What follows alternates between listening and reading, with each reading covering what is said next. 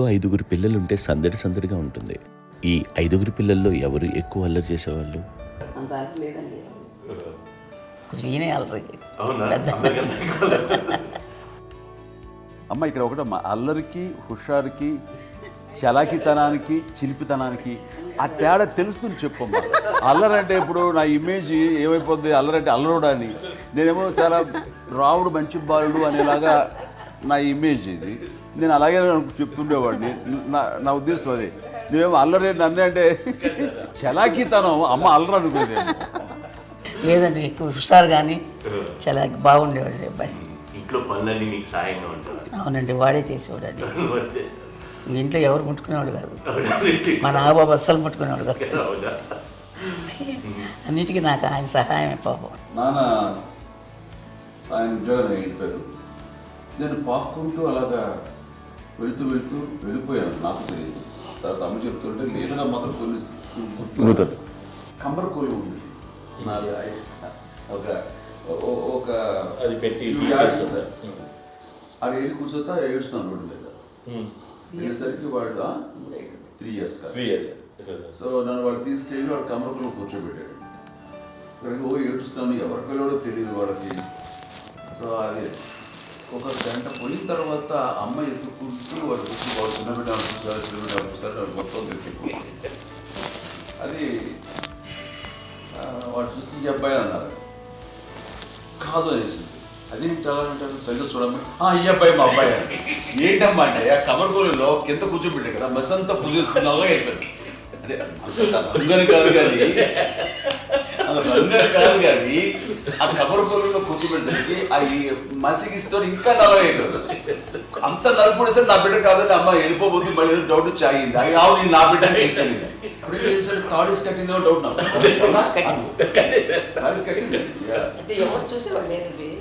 అమ్మేమో అల్లరి అనుకునేదండి. నాకేమో చిన్ననాటి మహాభాగవతం కృష్ణుడి కార్యక్రమం అనుకుంటాను. ఆయన మహానుభావులు అయ్యే వాళ్ళందరికీ ఆ లక్ష్యం ఉంటుందేమో చిన్నప్పుడు.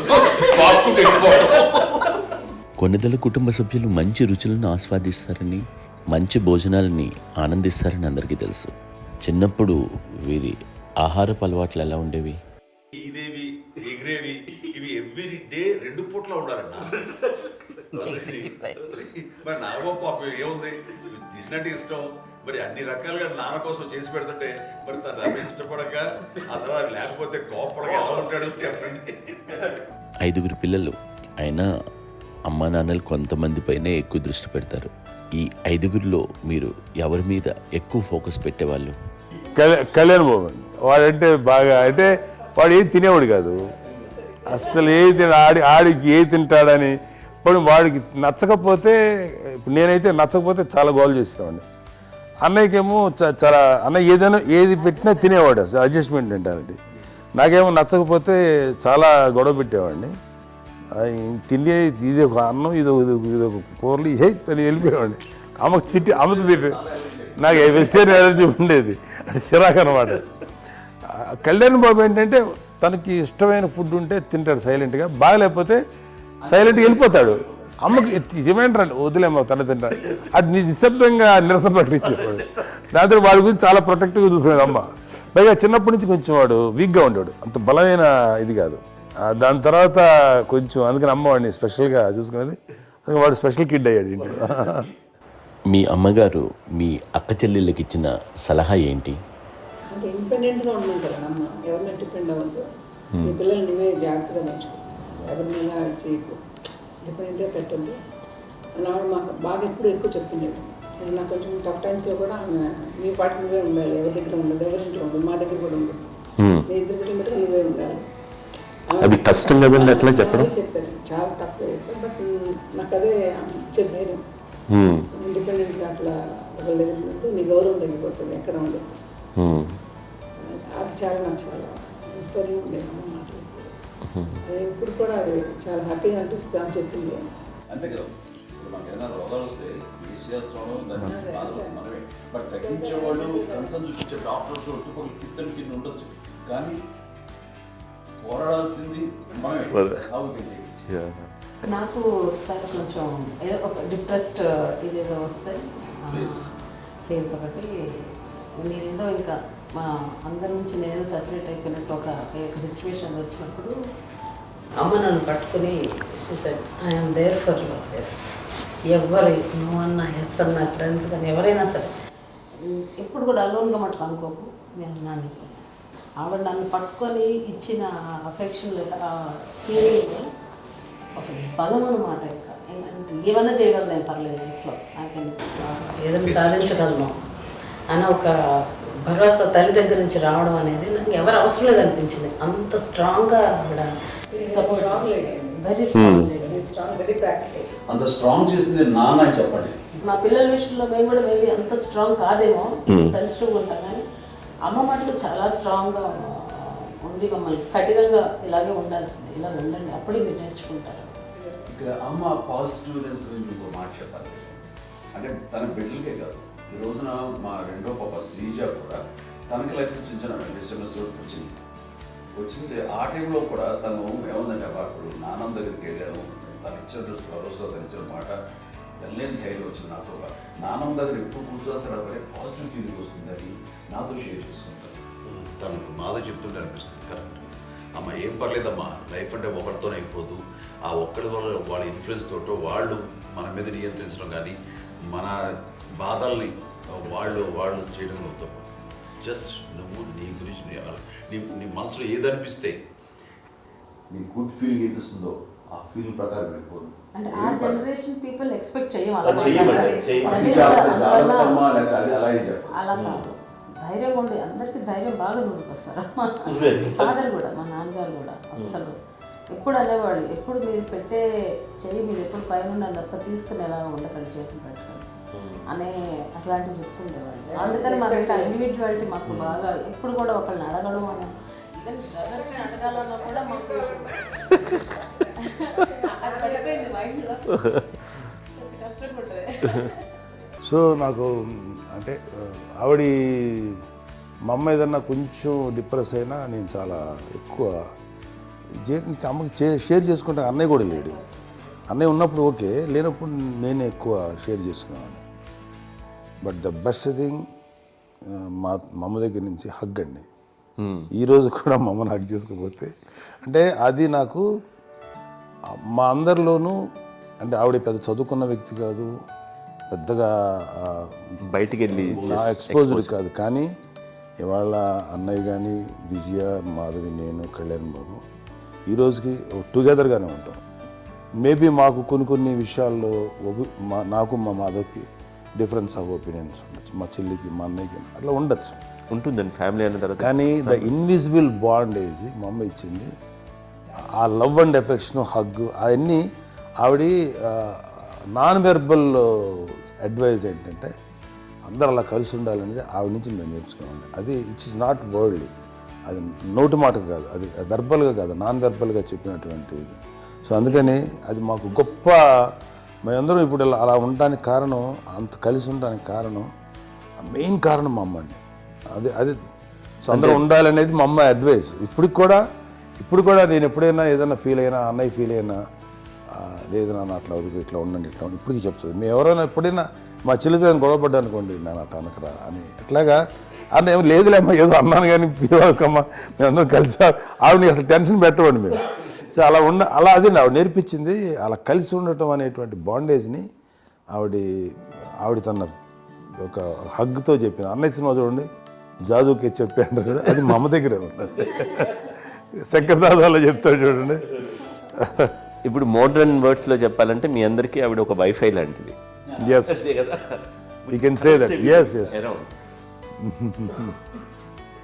ఇంకొక అడ్వైజ్ కట్టేనండి, అమ్మ విషయంలో నేను గొప్పగా ఫీల్ అయ్యేది, కానీ చాలామంది పెద్దలు రిటైర్ అయిపోయి విశ్రాంతి తీసుకుంటున్నటువంటి పెద్దలందరూ కూడా ఆచరించే విధంగా ఒక విషయాన్ని నేను గమనించాను. ఇప్పుడంటే నా దగ్గర ఉంటుంది కాబట్టి ఉన్నాను. అమ్మ విడిగా ఇంకొక ఇంట్లో ఉండేది, ఇన్ని సంవత్సరాలు నాన్నగారు దూరం దగ్గర నుంచి ఉండేది.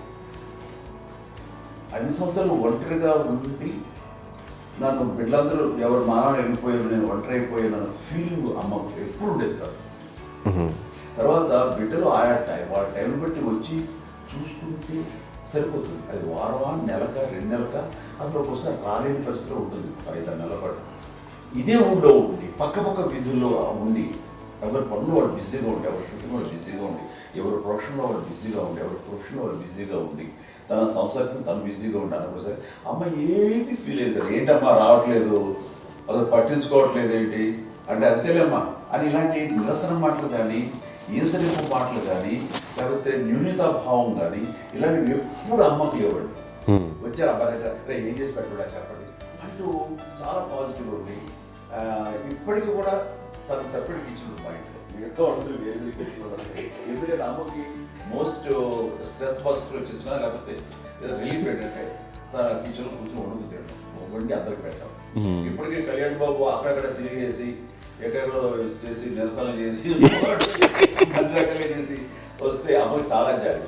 ఆడేదో ఇంక మేము గుడ్లా కష్టపడుతున్నాం కానీ ఆడి ఎంతలో వెళ్ళేదో మీ టీవీలో వాటిలో అది ఎక్కువగా చూపించేసరికి వాడే కష్టపడతారు, మేము కష్టపడలేదు ఫీల్ అమ్మకి. అందులో వాడు రాగానే ఎలా వచ్చేవా అని అమ్మ ఎక్కడ కళ్యాణ్ బాబు అంటే ముందు అమ్మను కానీ ఎక్కడ కళ్యాణ్ బాబు తను ఎక్కడ ఉంటాడో ఏ ఉంటుంది తెలుసు. అది తెలిసిన తర్వాత ఎక్కడ తను వాడికి ఇష్టమైన బిర్యానీ అవి చేసి చక్కగా పంపించి అన్నీ చేస్తుంది.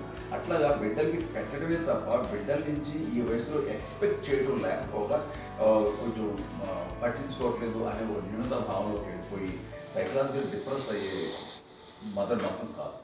ఆ రకంగా మాకందరికీ భరోసా. మేము కూడా పెద్ద అయినా బిడ్డలు వాళ్ళ ప్రవృత్తి ఉద్యోగరీత్యా వాళ్ళ వృత్తిరీత్యా వాళ్ళు దూరం అయిపోయి మనల్ని చాలా కమ్యూనికేషన్ గ్యాప్ వచ్చినా సరే బిడ్డలు నాకు దూరం అయిపోయి పట్టించుకోవట్లేదు. ఇలాగే చూసావా వెళ్ళి ఎంత ఇదిగా ఉదయ్యేవాళ్ళు గురించి ఇప్పుడు ఏమైపోయాను అని ఇంత కించెం బాధపడలేదు వాళ్ళకి అంటూ నెగిటివ్ సైడ్ ఆలోచించే విధానం లేనే లేదు. అది మా అందరికి ఎంత కంఫర్టబుల్ అంటే అంత అయితే కాదు. చూసుకోకపోతే మాధవ చూసుకుని మాధవ లేకపోతే నాగబాబు వెళ్తుంటాడు కడియడం వల్ల మా విజయ్ చూసుకుంటున్నది సరే నాకు కళ్యాణ్ బాబు తను చూసుకుంటుంటాడు. ఇలా ఎవరో కూడా వెళ్తూ ఉంటాం. అమ్మ మాత్రం అది వెరీ గుడ్ హెల్దీ. నేను చాలా మంది తల్లిదండ్రులు చూశాను, అవును, వాళ్ళు చాలా ఇబ్బంది పడుతూ ఉంటారు. పట్టించుకోవట్లేదు, మేము అర్థం చేసుకోగలము కానీ వాళ్ళు వస్తే బాగుంటుంది కదా అనేది ఉంటుంది. ఫీల్ అవుతారు, అవును, అలాంటి ఫీలింగ్ ఏం లేదు. పైగా బిడ్డలు వస్తే వాళ్ళకి ఏం చేసి పెట్టాలా అనే ఆలోచన. అది వెరీ హెల్దీ.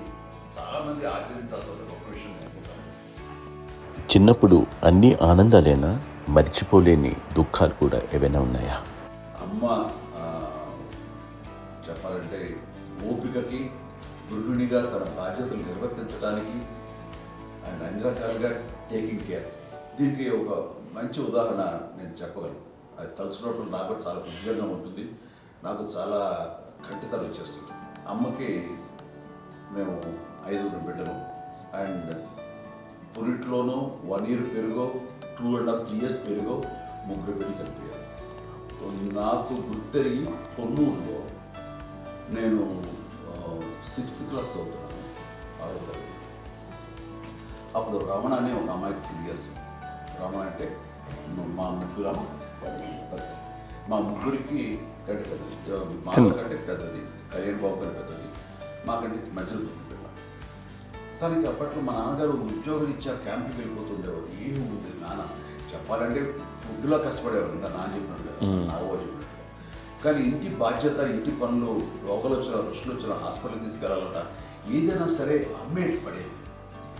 ఆ శ్రమ తీసుకున్న టైంలో అమ్మకి అసిస్టెంట్కి నేను సహాయపడుతుండేవాడు ఉండేవాడు. అమ్మ చేతులు నాకు ఫ్రెండ్స్ అలా నిజంగా ఎప్పుడు నాకు గుర్తేది నాకు తెలియదు ఫ్రెండ్స్తో తిరగడం అని ఫ్రెండ్స్ అమ్మ పట్ల ఉండేవాడు. అలాంటి నేను ఆ పిల్లకి బ్రెయిన్ ఫీవర్ వచ్చింది. ప్రభుత్వ ఆసుపత్రి పొన్నూరులో ఆ పిల్లని చేర్పించినప్పుడు 2-3 days అయిన తర్వాత ఒక బ్యాడ్ న్యూస్ వినాల్సి వచ్చింది. తెల్లారికి కాన్షియస్ పోయింది, ఏం చేయాలో తెలియదు. అమ్మ వయసు చిన్నదే. ఇద్దరు తీసుకుని ఆ బిడ్డని నేను ఒళ్ళో పెట్టుకుని శవాన్ని, డెడ్ బాడీని రిక్షాలో ఇంటికి వెళ్ళాలి. ఇప్పటికీ నాకు గుర్తు ఆ విజువల్స్.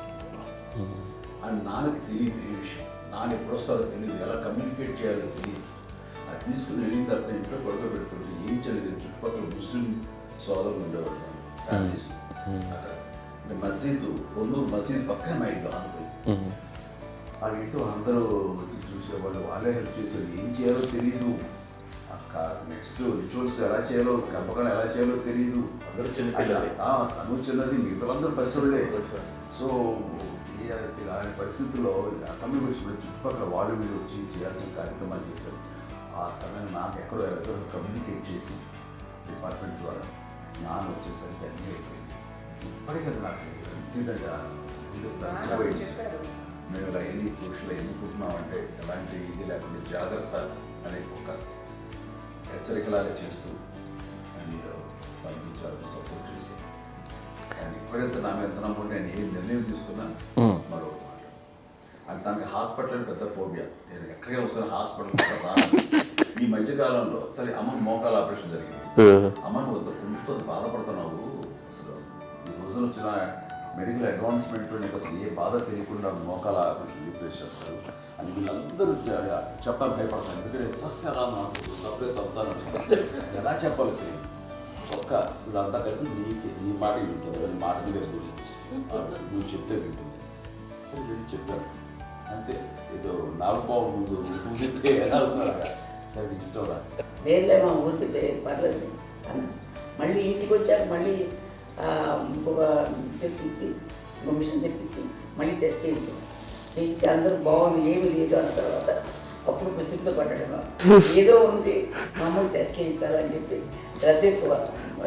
మీ పిల్లలకి సంగీతం డాన్స్ నేర్పించారని విన్నా, అది నిజమేనా?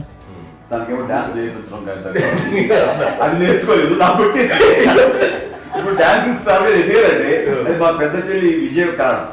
అప్పుడు తనకి 5 ఏళ్ళు, నాకు 9 ఏళ్ళు ఉంటాయి. ఉంటుంది 10-11 ఏళ్ళు ఉంటాయి నాకు. బాపట్లనా? సో బాపట్ల చాలా చిన్నది, 5 ఏళ్ళు.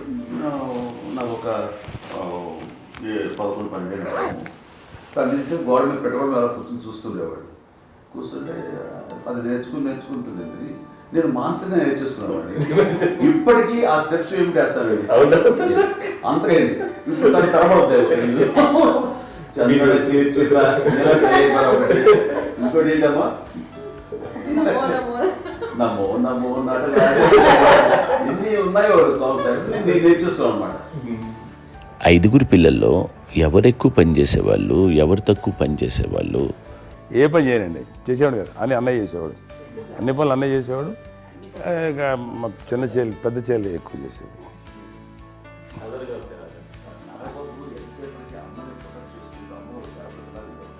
అదే అబద్ధం అండి. అది అన్నయ్య నన్ను గౌరవంగా మాట్లాడుతున్నాడు కానీ అన్నయ్య అవుట్ ఆఫ్ ప్రొటెక్షన్ మాడుతున్నాడు కానీ అవుట్ ఆఫ్ మాడుతున్నాడు కానీ అసలు ఎప్పుడు ఏ పని చేయలే.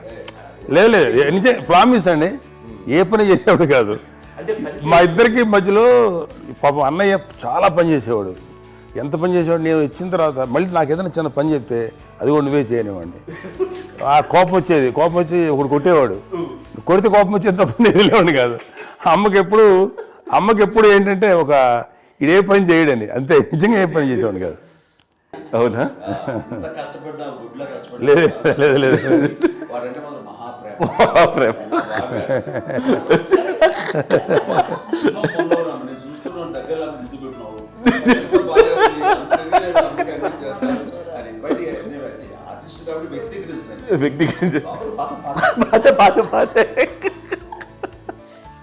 చిన్నది కాబట్టి చివరిది కాబట్టి తనంటే బుద్ధండి. నేను పెద్దోడు కాబట్టి నేను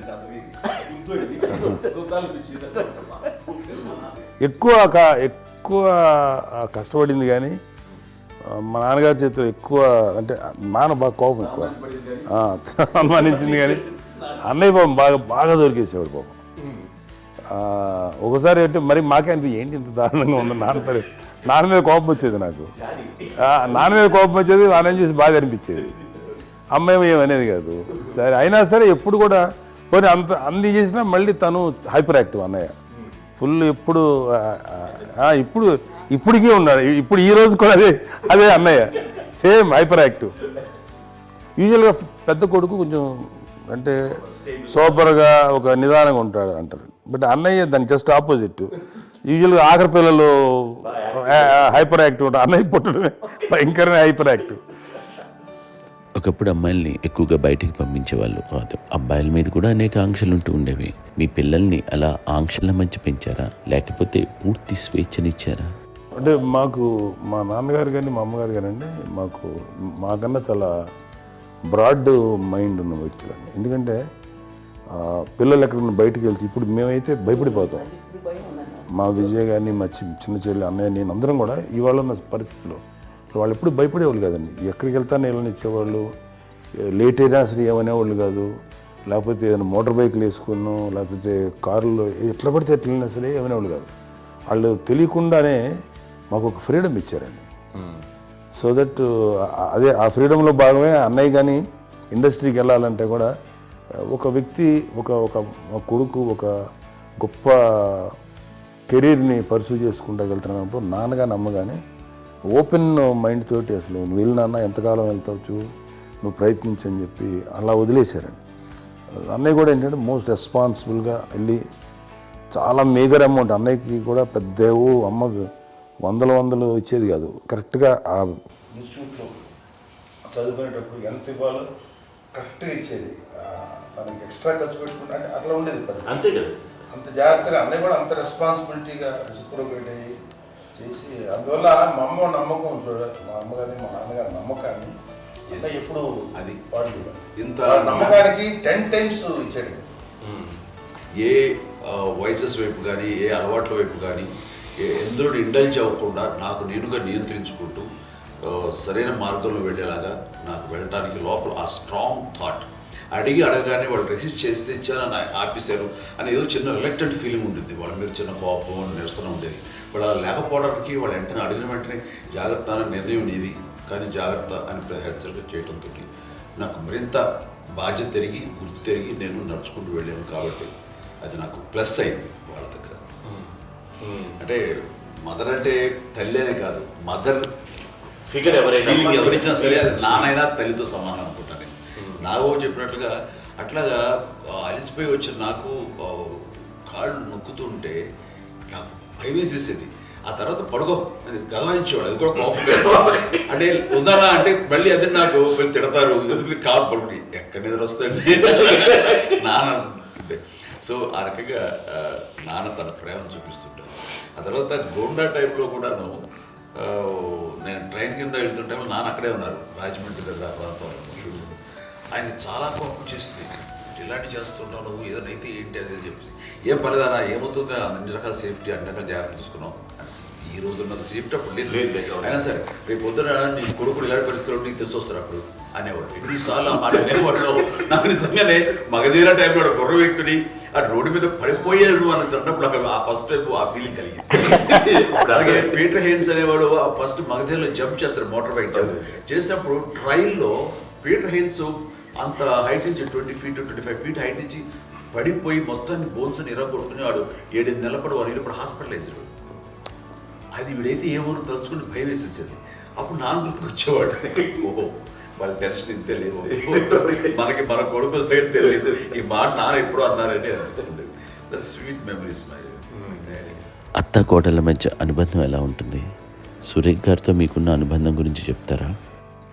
మా తండ్రి కోడలు కాదు, నా కూతురండి. అంత బాగుంటాం మేమిద్దరం కూడా.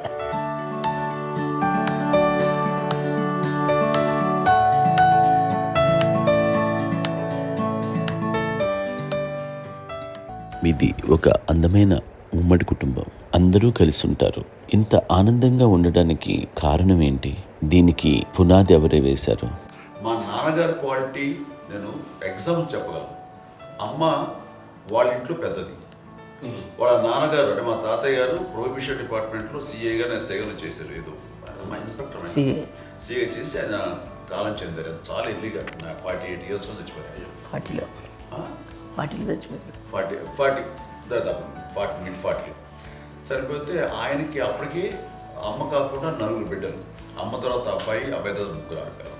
వాళ్ళు ఎంతంటే రాకరావడి నాగబాబు కంటే కూడా చిన్నమ్మ, అది ఆ వయసు అంత చిన్నవాడు. అమ్మ మా పిన్నమ్మలు నాకంటే చిన్నవాడు. అలాంటి పిన్నమ్మల్ని ఆయన వీళ్ళ నాగ చనిపోయిన తర్వాత తన ఫ్యామిలీ అంతగా నాన్న పెంచారు. నాన్న కూడా అరాపురా శాలరీ మీద బతికేదే తప్ప కూడా కాదు. సో తనకు మిగిలిన దాంట్లో మళ్ళీ ఆ ఫ్యామిలీని చూసుకోవడం, మా అమ్మమ్మని చూసుకోవడం, వాళ్ళ మంచి చెడు చూసుకోవడం. వాళ్ళకు ఇల్లు మాత్రం ఉంది మొగల్తూరులో. ఆ ఇంట్లో వాళ్ళు అద్దెకు వస్తే ఆ కొంచెం డబ్బు నానిచ్చే డబ్బు, అక్కడ పొలం కొనిచ్చారు, ఆ పొలం ఇచ్చే డబ్బుతోటి అంతా బాగా చూసుకోవాలి తన ఫ్యామిలీ లాగా. అందరికి మ్యారేజ్. కాబట్టి నాన్న ఫస్ట్ సూత్రధారి, అమ్మ కూడా ఫ్యామిలీ బాండింగ్ టుగెదర్నెస్ అనేది స్ట్రాంగ్గా ఉండటానికి నాన్న ఏర్పాటు చేసినటువంటి బీజం. అది అమ్మ కంటిన్యూ చేస్తుంది. మేము ఇవన్నీ చూసి మేము నేర్చుకుని మేము టుగెదర్ అట్లా ఉంటాం. అందునే we are very rich in terms of emotional bonding. ఇప్పటికే ఎవరికి ఏ కష్టం వచ్చినా, ఎవరికి ఏది ఇబ్బంది వచ్చినా సరే మొత్తం అందరం గురిపోతాం. ఏ లెవెల్గా వెళ్ళిపోయి మోర్ సపోర్ట్ చేస్తాం. అండ్ వీ డోంట్ ఎక్స్పెక్ట్ ఇంకే అంత చేయకూడదు. ఎస్, ఒకరినొకరు భరోసా. అది మా ఫ్యామిలీ మేము వెరీ స్ట్రాంగ్ అని చెప్పాలి. పెద్దవాడు కాబట్టి అవకాశం నాకు వచ్చింది కాబట్టి అమ్మ, ఇది ఎప్పుడు ఎవరు కొన్ని విషయాలు నాగబాబు సపోర్ట్గా ఉంటాడు. నాగబాబు ఉండి వాడు ఉంటాడు భరోసా. అలాగే ఆడపిల్లలు. మీ అందరిలోనూ అమ్మని ఎవరు ఎక్కువ జాగ్రత్తగా చూసుకుంటారు?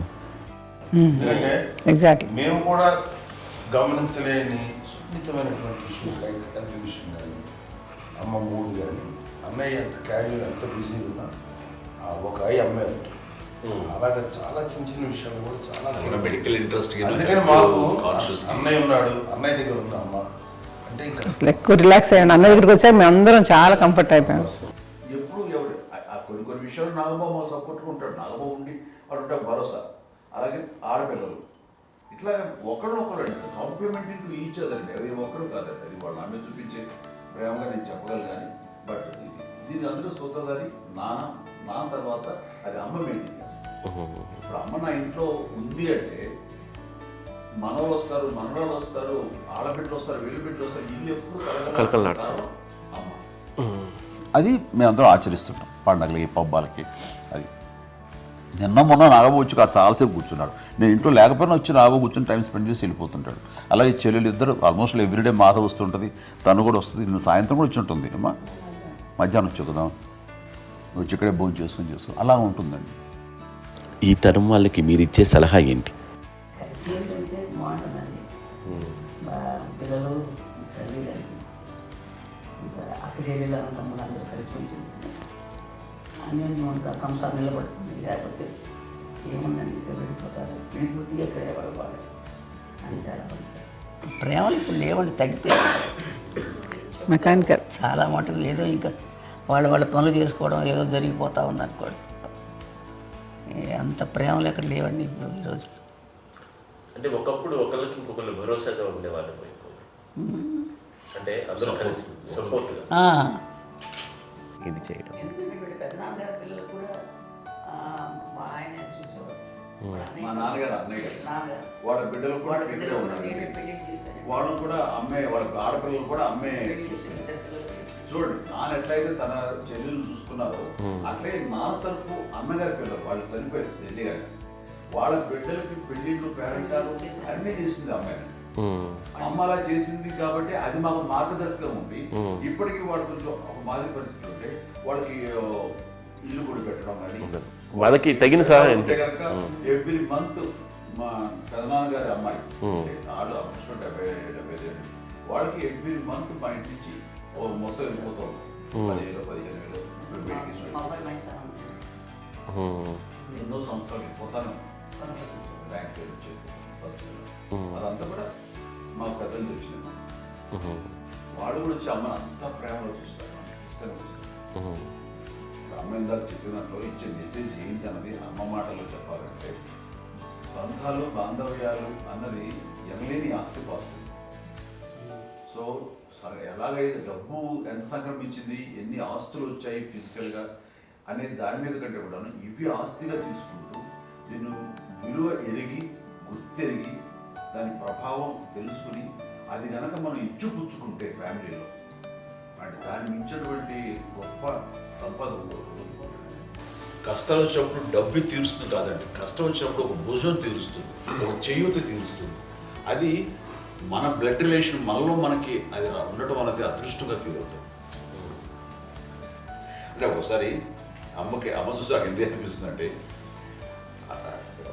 అది ఎవరి ద్వారా సంగ్రహించడానికి తన ఆ చెట్టు కొమ్మగా కాబట్టి ఆ చెట్టుకే మనం ఆపాదించాలి.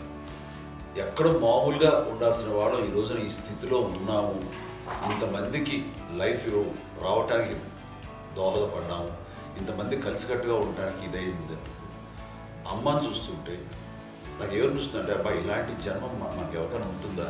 ఇంతమంది మనుషుల చేత కొలవబడేవాళ్ళు, ఆరాధింపబడేవాళ్ళు, అభిమానించబడేవాళ్ళు, ఇంతమంది నా నా వంశమా, నా సంపద అని అమ్మ ఫీల్ అంత గొప్ప ఫీలింగ్ ఎవరికి ఉంటుంది? మా చెల్లెలు కూడా వస్తే నేను అనుకోవట్లేదు, సూర్య కూడా ఉంటుందని నేను అనుకోవట్లేదు. అలాంటి గొప్పగా ఇది. అండ్ ఆ రకంగా షీస్ వెరీ చాలా గొప్ప జన్మ. అమ్మకి చిన్న మానసికంగా చిన్న ఏదో ఒక డిప్రెషన్ అది వచ్చింది. ఏదో నాన్న గుర్తుకొచ్చో, నాన్న లేరనో, లేకపోతే వాళ్ళ అమ్మగారు కూడా అదే టైం చనిపోయారనో, తన దగ్గర ఉంటారు. ఏదో ఉన్నప్పుడు మేము అందరం సపోర్ట్గా ఉండి మా కొన్నాళ్ళు నా దగ్గర ఉందిగా అని చెప్పేసి అప్పట్లో అమ్మ వేరే ఉంది.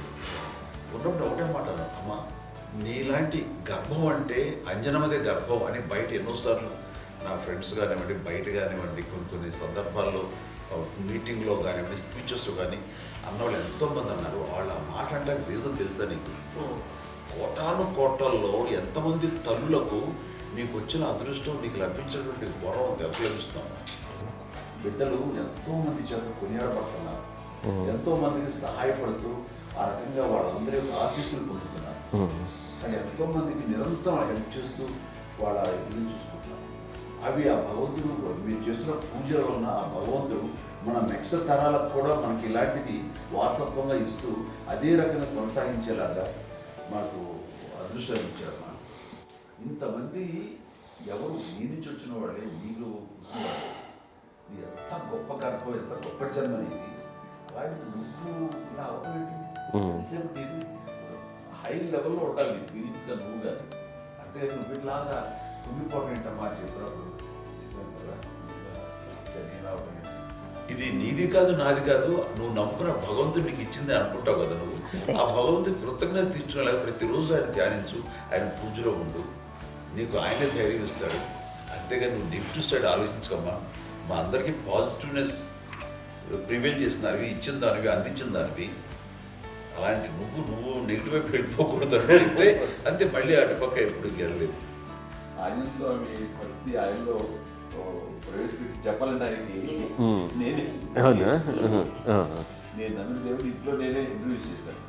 ఫస్ట్ నానంత ప్రగాఢంగా నమ్మి ఆయన దానివల్ల లబ్ధి పొందారు. ఆయన అందులో మమ్మల్ని మించిపోయిన స్టేజ్కి వెళ్ళిపోయారు. ఆయనతోటి ఆంజనేయ స్వామితో ఇంటరాక్ట్ అవుతూ అట్లా ఆయన నమ్ముకుంటుంది. ఆయన నానంటారు అంతా నా గురువు, నా పెద్ద కొడుకు పెద్దోడే. గురువు